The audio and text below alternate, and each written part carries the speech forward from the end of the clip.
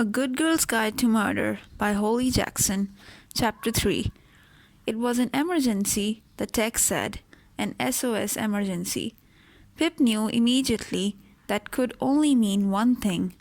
She grabbed her car keys, yelled a perfunctory goodbye to Mom and Josh, and rushed out of the front door. She stopped by the shop on her way to buy a king-size chocolate bar to help mend Lauren's king-size broken heart. When she pulled up outside Lauren's house, she saw that Kara had the exact same idea. Yet Kara's post-breakup first aid kit was more extensive than Pip's. She had also brought a box of tissues, crisps, and dip, and a rainbow array of face mask packets. "Ready for this?" Pip asked Kara, hip bumping her in greeting. "Yep.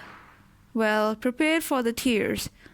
She held up the tissues, the corner of the box snagging on her curly ash blonde hair. Pip untangled it for her and then pressed the doorbell, both of them wincing at the scratchy mechanical song. Lauren's mom answered the door.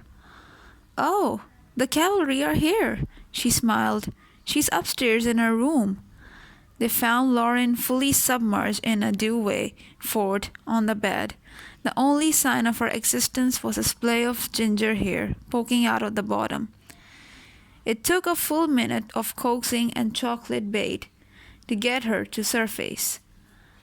"Firstly," Kara said, prizing Lauren's phone from her fingers, "you're banned from looking at this for the next 24 hours. "He did it by text," Lauren wailed, blowing her nose as an entire snot swamp was cannon shot into the woefully thin tissue. "Boys are dicks. Thank God I don't have to deal with that," Kara said, putting her arm round Lauren and resting her sharp chin on her shoulder. "Laws, you could do so much better than him." "Yeah." Pip broke Lauren off another line of chocolate. "Plus Tom always said pacifically when he meant specifically." Kara clicked eagerly and pointed at Pip in agreement. Massive red flag that was. "I pacifically think you're better off without him," said Pip. "I atlantically think so too," added Kara. Lauren gave a wet snort of laughter, and Kara winked at Pip, an unspoken victory. They knew that, working together, it wouldn't take them long to get Lauren laughing again.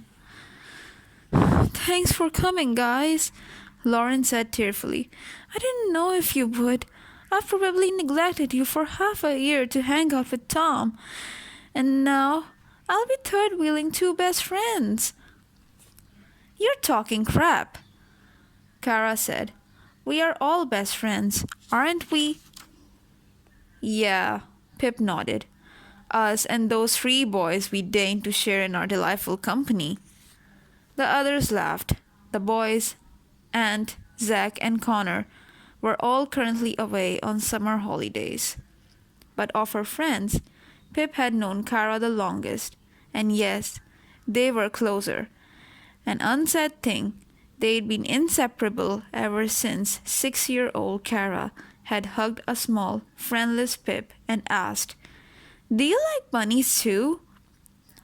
They were each other's crutch to lean on when life got too much to carry alone. Pip, though only 10 at the time, had helped support Kara through her mom's diagnosis and death, and she'd been her constant 2 years ago, as a steady smile and a phone call into the small hours when Kara came out. Kara's wasn't the face of a best friend, it was the face of a sister. It was home. Kara's family were Pip's second. Elliot, or Mr. Ward, as she had to call him at school, was her history teacher as well as tertiary father figure behind Victor and the ghost of her first dad.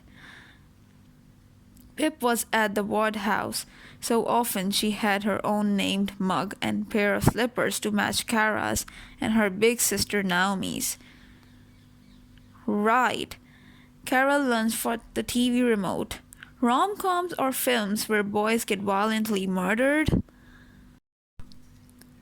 It took roughly 1.5 soppy films from the Netflix backlog for Lauren to wade through denial and extend a cautionary toe towards the acceptance stage. "I should get a haircut," she said. "That's what you're supposed to do." "I've always said you look good with short hair," said Kara. "And do you think I should get my nose pierced?" "Oh, yeah," Kara nodded. "I don't see the logic in putting a nose hole in your nose hole," said Pip. Another fabulous Pip quotation for the books. Kara feigned writing it down in midair. "What was the one that cracked me up the other day?" "The sausage one," Pip sighed. "Oh, yeah," Kara snorted. "So, Laws, I was asking Pip which pajamas she wanted to wear, and she just casually says, 'It's sausage to me,' and then didn't realize why that might be a strange answer to my question." "It's not strange," said Pip. "My grandparents from my first dad are German.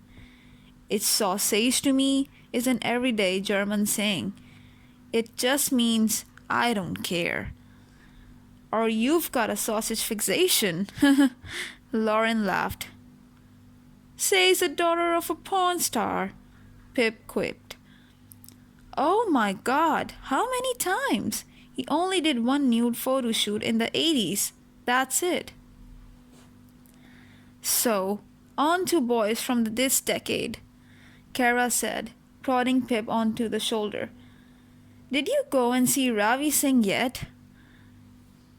Questionable segue. "And yes, but I'm going back to interview him tomorrow." "I can't believe you've already started your EPQ." "I wouldn't," Josh said in a cautionary tone. "That's because you're a judgmental prepubescent boy who still thinks little people live inside traffic lights." Pip looked at him. "The Singhs haven't done anything wrong." Her dad stepped in. "Joshua, try to imagine if everyone judged you because of something your sister had done." "All Pip ever does is homework." Pip executed a perfect arm swung cushion lob into Joshua's face. Victor held the boy's arms down as he squirmed to retaliate, tickling his ribs. "Why is Mom not back yet?" asked Pip, teasing the restrained Josh by floating her fluffy socked foot near his face. "She was going straight from work to Boozy Mom's book club," Dad said. "Meaning we can have pizza for dinner?" Pip asked. And suddenly the friendly fire was forgotten, and she and Josh were in the same battalion again. He jumped up and hooked his arm through hers, looking imploringly at their dad. "Of course," Victor said, patting his backside with a grin.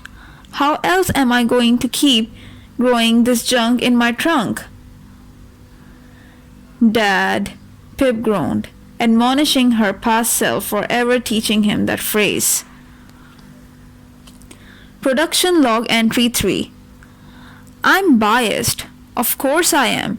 Every time I reread the details from the last 2 logs, I can't help but hosting imaginary courtroom dramas in my head.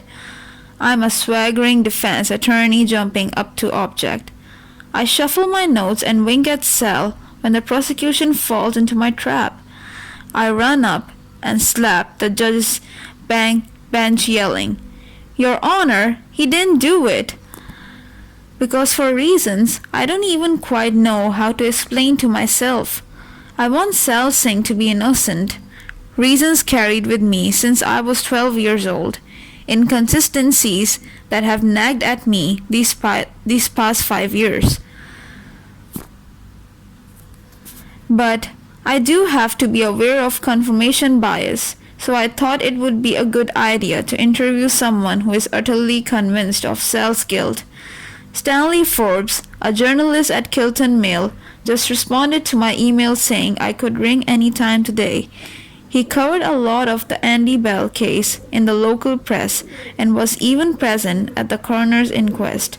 To be honest, I think he's a crappy journalist, and I'm pretty sure the Singhs could sue him for defamation and libel about a dozen times over. I'll type the transcript up here straight after. Oh boy.